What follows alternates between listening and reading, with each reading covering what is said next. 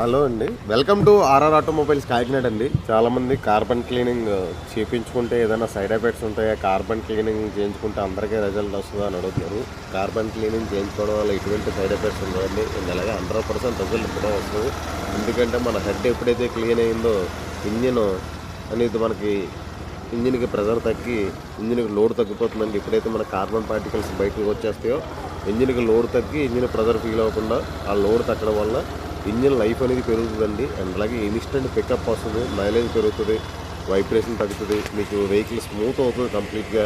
RR Automobiles Kakinada అండి. చాలా మంది కార్బన్ క్లీనింగ్ మన వెహికల్ కండిషన్లో ఉంది కదండి, కండిషన్లో ఉన్న వెహికల్ కూడా చేయించుకోవచ్చు అని అడుగుతున్నారు. సో మీరు కండిషన్లో ఉన్నా చేయించుకోవాలండి. ఎందుకంటే కార్బన్ అనేది ఏ వెహికల్ కన్నా 30,000 దాటిన తర్వాత పడుతూ ఉంటుందండి. కార్స్కి అయితే, బైక్స్కి అయితే 15,000 కిలోమీటర్లు దాటిన తర్వాత కార్బన్ అనేది కామన్గా పడుతూ ఉంటుందండి. మీరు యావరేజ్గా 1 ఇయర్కి ఒకసారి కార్బన్ క్లీనింగ్ చేయించుకోవడం వల్ల మీ వెహికల్ రిలయబిలిటీ తగ్గిపోకుండా ఉంటుందండి. మీకు ప్రెషర్ తగ్గుతుంది ఇంజిన్లో. ఆ కార్బన్ ఎప్పుడైతే బయటకు చేస్తామో సో ఆ కార్బన్ బయటకు పోవడం వల్ల పిస్టన్ అనేది అప్ అండ్ డౌన్ ఫ్రీగా అవుతుంటుందండి.